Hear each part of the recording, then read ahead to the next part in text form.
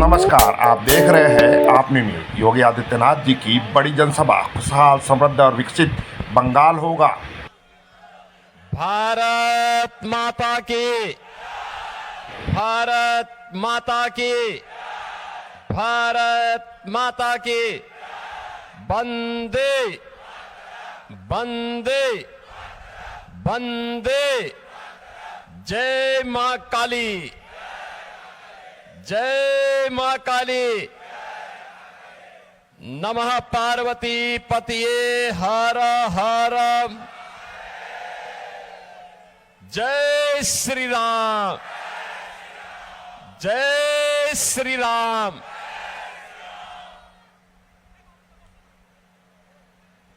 पिंगला विधानसभा क्षेत्र में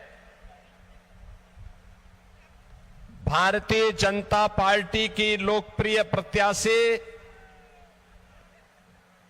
श्रीमती स्वागत मन्ना जी, भारतीय जनता पार्टी के जिला के अध्यक्ष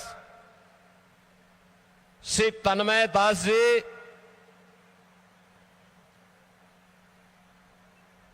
सांसद रविंद्र कुमार बेरा जी, जिला इंचार्ज श्री सपन दत्ता जी, सतादल नाग जी, गौतम बनर्जी जी, पिंगला विधानसभा क्षेत्र से जुड़े हुए भारतीय जनता पार्टी के सभी हमारे पदाधिकारीगण, मंडल अध्यक्षगण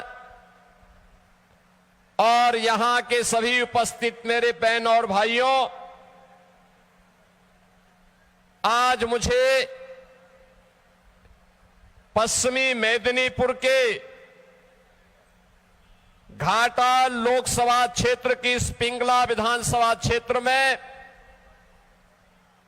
आप सबका से संवाद बनाने और यहां माता काली के इस पवित्र मंदिर के दर्शन करने के सौभाग्य प्राप्त हो रहे हैं।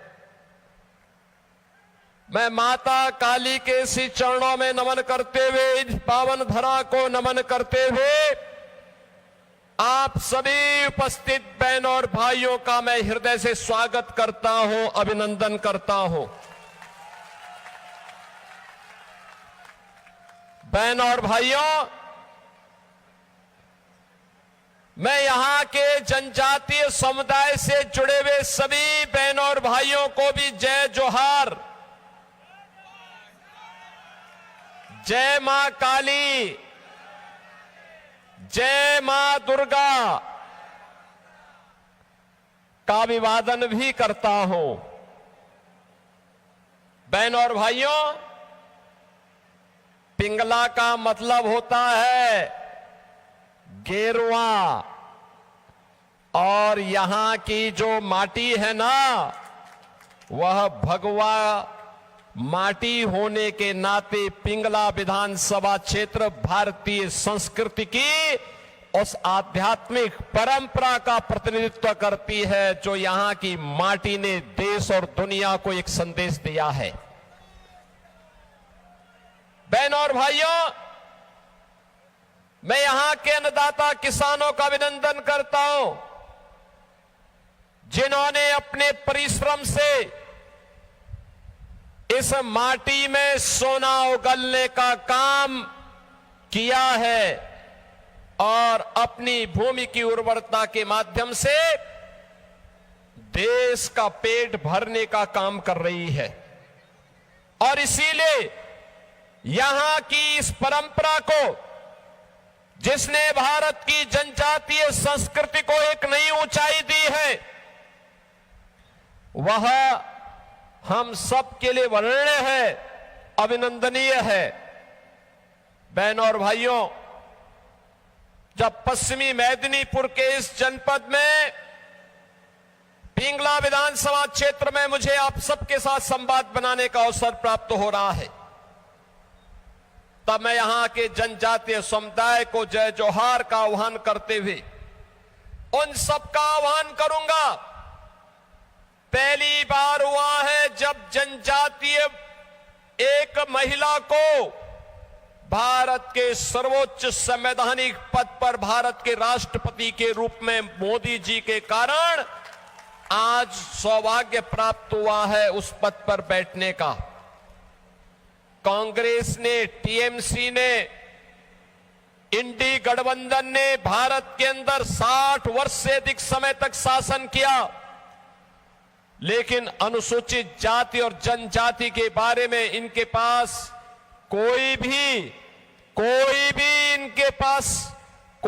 इनके पास अपना कोई एजेंडा नहीं था। इन लोगों ने जनजाति के बारे में, अनुसूचित जाति के बारे में कभी नहीं सोचा, लेकिन ये लोग बाबा साहब डॉक्टर भीमराव अंबेडकर का अपमान करते हैं। ये लोग राष्ट्रपति के बंगाल आगमन के दौरान प्रोटोकॉल का उल्लंघन करके उन्हें अपमानित करने का काम करते हैं। भारत की जनता इसको स्वीकार नहीं करेगी, बर्दाश्त नहीं करेगी। और आज मैं यहां पर पिंगला विधानसभा क्षेत्र में यही कहने के लिए आया हूं। बहनों और भाइयों, ये चीजें दिखाती है इनका जो व्यवहार महामहिम राष्ट्रपति जी के प्रति था, वही व्यवहार टीएमसी, कांग्रेस, डीएमके, एसपी, इन सब का भी हाल ही में संसद सत्र के दौरान भी रहा। आपने देखा होगा संसद सत्र के दौरान कैसे नारी शक्ति बंधन अधिनियम को, जिसे प्रधानमंत्री मोदी जी 2029 में लागू करना चाहते थे, इन दलों ने उस संशोधन को पारित नहीं होने दिया। ये चीजें दिखाती हैं कि आधी आबादी का अपमान करना, नौजवानों का अपमान करना, अन्नदाता किसानों का अपमान करना और गरीबों का अपमान करना इनकी फितरत बन चुकी है। लेकिन अब जनता जागरूक हो चुकी है। अब वह इस प्रकार की भ्रष्टाचार और कदाचार में लिप्त सरकारों को स्वीकार नहीं करेगी। बहनों और भाइयों, बंगाल का अपना गौरवशाली इतिहास रहा है। ये बंगाल जिसने बैरकपुर से निकली चिंगारी ने भारत के अंदर 1857 में प्रथम स्वातंत्र समर की लौ जलाई थी। ये बंगाल जिसने भारत के अंदर वंदे मातरम के गान के माध्यम से भारत की आजादी का मंत्र बनकर के स्वतंत्र भारत का राष्ट्रगीत बना हुआ वंदे मातरम इसी बंगाल की धरती में रचा गया। और यह वर्ष हमारे लिए सौभाग्य का विषय है। यह वर्ष वंदे मातरम के 150 वर्ष पूरे होने के अवसर पर पूरा देश राष्ट्रीय आयोजन के साथ जुड़ा हुआ है। वंदे मातरम ने भारत की आजादी को एक नई ऊंचाई दी। यह आजादी का मंत्र बना था। और आज हम कह सकते हैं टीएमसी की अराजकता से मुक्त बंगाल बने। वंदे मातरम के 150 वर्ष के बाद यह साबित होकर के रहेगा। बहनों और भाइयों, बंगाल हमारी आध्यात्मिक भूमि रही है। याद करिए, यही बंगाल है रामकृष्ण परमहंस को जन्म देने वाली बंगाल, लाहिड़ी महाशय को जन्म देने वाली बंगाल, भारत सेवाश्रम संघ के संस्थापक स्वामी प्रणवानंद जी को जन्म देने वाली बंगाल और स्वामी विवेकानंद को जन्म देने वाली बंगाल। वैश्विक मंच पर स्वामी विवेकानंद ने कहा था, गर्व से कहो हम हिंदू हैं। यह आह्वान भारत के एक युवा सन्यासी के रूप में स्वामी विवेकानंद ने किया था। बहनों और भाइयों, स्वामी विवेकानंद का यह आह्वान आज भी भारत के युवाओं में गूंजता, उनके कानों में गूंजता है। ये बंगाल की धरा है। जिस बंगाल की धरा ने सदैव देश को नेतृत्व दिया, नेताजी सुभाष चंद्र बोस इसी बंगाल की धरती में आह्वान करते हैं देश की आजादी के लिए, देश के युवाओं के लिए कि तुम मुझे खून दो, मैं तुम्हें आजादी दूंगा। उनका यह उद्घोष भारत की आजादी का नारा बन गया। नेताजी सुभाष चंद्र बोस के साथ भारत के पूरे भारत का युवा एकत्र होकर के आजाद हिंद फौज के गठन के साथ जुड़ा था। नेताजी सुभाष चंद्र बोस का अपमान कांग्रेस ने किया। कांग्रेस नहीं चाहती थी कि नेताजी को सम्मान मिले और इसीलिए कांग्रेस के अध्यक्ष पद से उन्हें जीतने के बाद भी उन्हें उससे मुक्त कर दिया गया। बहनों और भाइयों, ये बात यहीं तक सीमित नहीं है। याद करिए, याद करिए खुदीराम बोस का बलिदान। हंसते हंसते फांसी के फंदे पर देश की आजादी के लिए खुदीराम बोस इसी बंगाल की धरती पर चढ़े थे। बहनों और भाइयों, ये बंगाल की धरा है। गुरुदेव रविंद्रनाथ ठाकुर इसी बंगाल की धरा ने दिए हैं। ये बंगाल की धरा है। भारतीय जनसंघ के संस्थापक डॉक्टर श्यामा प्रसाद मुखर्जी बंगाल की धरती पर पैदा हुए थे। बहनों और भाइयों, डॉक्टर श्यामा प्रसाद मुखर्जी ने कांग्रेस की उस तुष्टीकरण की नीति का विरोध किया था जो कांग्रेस ने कश्मीर में धारा 370 लागू करके कश्मीर को भारत से अलग करने की साजिश की थी। तब डॉक्टर श्यामा प्रसाद मुखर्जी ने, जो इसी बंगाल की धरती पर पैदा हुए थे, तब उन्होंने नारा दिया था, एक देश में दो प्रधान, दो विधान, दो निशान नहीं चलेंगे, नहीं चलेंगे। और बहनों और भाइयों, बंगाल से निकली हुई आवाज भारत की आवाज बनी और देश के यशस्वी प्रधानमंत्री मोदी जी के नेतृत्व में कश्मीर में धारा 370 समाप्त हुई। अब बंगाल का नौजवान भी कश्मीर के अंदर अपने लिए जमीन खरीद सकता है और वहां सम्मानजनक ढंग से रह सकता है। बहनों और भाइयों, आज मैं आप सबको यही आह्वान करने के लिए आया हूं। बंगाल कभी भारत की स्वर्ण भूमि कहा जाती थी। उर्वरा भूमि है, सब कुछ सामर्थ्य थी, भूमि अत्यंत उर्वरा थी, उद्योग धंधे थे, नौजवान प्रतिभाशाली था, आध्यात्मिक प्रेरणा की भूमि थी, अन्नदाता किसानों के परिश्रम की भूमि थी।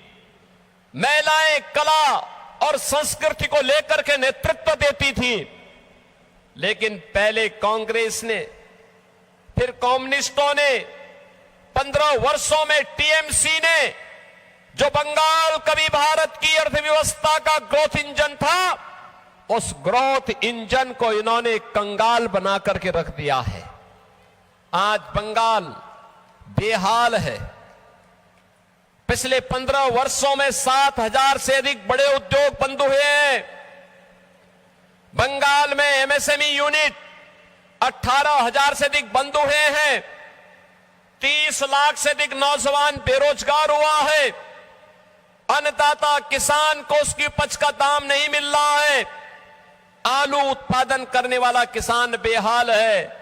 चावल की में लगातार गिरावट है। मछली उत्पादन में भी लगातार गिरावट है। ये बंगाल की वर्तमान की बदहाल स्थिति वर्तमान में, नौजवान परेशान, अन्नदाता किसान हताश और निराश है। उद्योग धंधे चौपट हो रहे हैं और टीएमसी की सरकार तुष्टीकरण में लगी हुई है। यहां sand mafia, coal mafia, land mafia, cattle mafia हावी होकर के बंगाल को चूस रहा है। बंगाल की धरा पर कोई भी पर्व और त्योहार होता है, ममता दीदी को तो जय श्री राम के नारे से चिढ़ है, चिढ़। वो दुर्गा पूजा नहीं करने देती, दुर्गा मूर्ति विसर्जन के जुलूस को प्रतिबंधित करती है। उपद्रव, उत्सव के पहले उपद्रव हो जाता है, शोभा यात्रा पर पथराव होता है, न बेटी सुरक्षित है न व्यापारी सुरक्षित है। बहनों और भाइयों, यही हाल 2017 के पहले यूपी के अंदर भी थे। पर्व और त्योहार के पहले उपद्रव हो जाता था, गुंडागिर्दी चरम पर थी, लोग पलायन करने के लिए मजबूर थे, नौजवान हताश था, किसान परेशान था, खुदकशी करता था, उद्योग धंधे चौपट थे, कोई नीति नहीं और सरकार की नीयत भी नहीं थी। आज यूपी के अंदर 17 के पहले यूपी के अंदर जय श्री राम बोलने पर लाठी और गोली चलती थी। बहनों और भाइयों, आज मैं आपसे कह सकता हूं, यूपी के अंदर उपद्रव नहीं उत्सव है। यूपी में अब कोई पलायन नहीं है।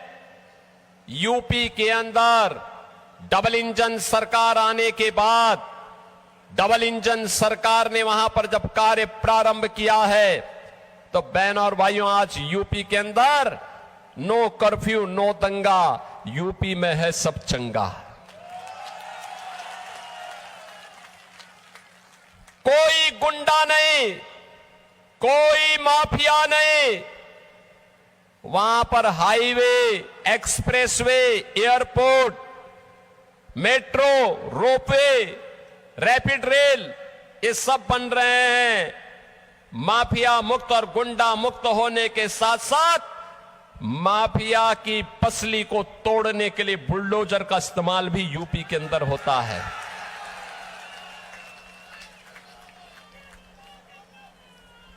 और इसीलिए आज मैं आप सबसे कहने के लिए आया हूं कि बहनों और भाइयों,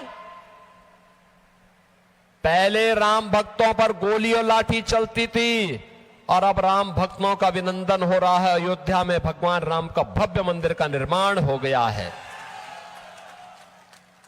अब यूपी 25 करोड़ की आबादी का यूपी है, लेकिन 25 करोड़ की यूपी की आबादी में सड़क पे कोई नमाज नहीं होती है। हर जनजाति समुदाय के व्यक्ति को आवास मिल गया है, जमीन का पट्टा मिल गया है, उसके पास अपना आवास है, अपनी जमीन है, उसको सभी प्रकार की सुविधाओं से आच्छादित किया गया है। राशन की सुविधा, आवास की सुविधा, जमीन की सुविधा, पेंशन की सुविधा, उज्ज्वला योजना के रसोई गैस का कनेक्शन की सुविधा, राशन कार्ड की सुविधा, पेंशन की सुविधा, आयुष्मान भारत में 5 लाख रुपए की आयुष्मान भारत की सुविधा, ये सभी कुछ आज वहां के वनवासी समुदाय के लोगों को, अनुसूचित जाति के लोगों को, वहां के गरीबों को प्राप्त हो रहा है। यह है डबल इंजन की सरकार की ताकत। कोई भेदभाव नहीं, न जाति, न पंथ, न संप्रदाय, न क्षेत्र, न भाषा, सबका साथ और सबके विकास का मॉडल देखना हो तो उत्तर प्रदेश के अंदर आप आइए, डबल इंजन सरकार के कार्यों को देखिए। और मैं इसीलिए आप सबसे कहने के लिए आया हूं, ये जो दंगाई हैं, ये जो गौकसी करने वाले हैं, वनवासियों की और जनजातियों की संपत्ति को हड़पने वाले हैं, अनुसूचित जाति पर अत्याचार करने वाले टीएमसी के गुंडे हैं, इनका उपचार केवल डबल इंजन की भाजपा सरकार हो सकती है, डबल इंजन की भाजपा सरकार। और बहनों और भाइयों, डबल इंजन की इस भाजपा सरकार करने के लिए आज आपका आह्वान करने के लिए मैं आपके बीच आया हूं। मैं अक्सर इस बात को देख रहा हूं हम लोग आपको इस बारे में कह सकते हैं कि बहनों और भाइयों, हम सबको इस बारे में देखना होगा। ये टीएमसी तुष्टीकरण के नाते गौ हत्या को रोक नहीं सकती, तस्करी को रोक नहीं सकती, माफिया पे लगाम नहीं कस सकती। ये सुरक्षा के साथ खिलवाड़ कर रही है। आपने देखा होगा कैसे ये सरकार बांग्लादेश बॉर्डर पर फेंसिंग की कार्रवाई को रोक रही है। आपने 2022 में देखा होगा कैसे टीएमसी के गुंडों ने जनजातीय समुदाय पर अत्याचार किया था। और इस सब के बावजूद पिछले 15 वर्षों में ममता दीदी के नेतृत्व में जिस प्रकार की अराजकता, गुंडागिर्दी, माफियागिरी आज बंगाल की धरती पर देखने को मिल रहा है। ममता दीदी कहती है कि अब खेला हो भी, और मैं तो उनसे कहना चाहता हूं 15 साल बहुत हुए, अब खेला बंद होगा और विकास शुरू होगा। ए बार खेला शेष, उन्नयन शुरू। मैं कहूंगा ये बार आप बोलेंगे खेला शेष, उन्नयन शुरू। ए बार उन्नयन, ए बार उन्नयन। बहनों और भाइयों, मैं आप सबका आह्वान करूंगा। मैं तो आपसे कहूंगा, ये बंगाल की धरती है, भारत की संस्कृति की, भारत की आध्यात्मिक परंपरा की धरा। हमें इस बात को तय करना होगा, बंगाल की धरती पर गौ माता को कटने नहीं देंगे और बंगाल की धरा पर हिंदुओं को बंटने नहीं देंगे।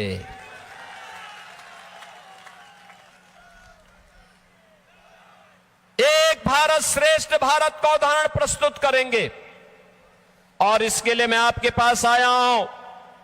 आप सबका आह्वान करूंगा। मैं कहूंगा आमार सोनार बांग्ला, आप कहेंगे टीएमसी मुक्तो बांग्ला। आमार सोनार बांग्ला, आमार सोनार बांग्ला। मैं कहूंगा ओंधकार हटबे, आप कहेंगे सूरज उठबे, कोमल खिलबे। अंधकार हटबे, अंधकार सूरज उठबे, कोमल खिलबे। अंधकार सूरज कोमल। मैं कहूंगा पलटानो दोरकार, आप बोलेंगे चाई बीजेपी सरकार। पलटानो दोरकार, पलटानो दोरकार, पलटानो दोरकार। बहनों और भाइयों, आप सभी पिंगला विधानसभा क्षेत्र के आप सभी बहनों और भाइयों से मैं विनम्र अनुरोध करने के लिए आया हूं। भारतीय जनता पार्टी ने श्रीमती स्वागत मन्ना को अपना प्रत्याशी बना करके आपके बीच में उतारा है। श्रीमती स्वागत मन्ना को आपका आशीर्वाद प्राप्त होगा। सभी लोग इधर, सभी लोग दोनों हाथ लाओ, दोनों हाथ ला करके, जहां तक मेरी आवाज जा रही है दोनों हाथ ला करके अपना आशीर्वाद दीजिए। दे रहे हैं ना, मां काली के स्थान पर अपना आशीर्वाद दे रहे हैं ना, इनको जिता के भेजिए। डबल इंजन की सरकार बनाइए और सुरक्षा भी आएगा, सुशासन भी होगा और गरीबों की सेवा भी होगी। डबल इंजन सरकार करेगी।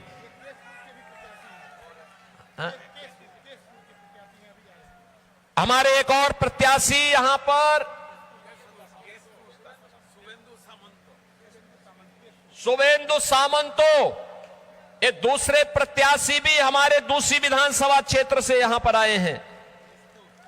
आप इन सबको विजयी बना के भेजेंगे ना?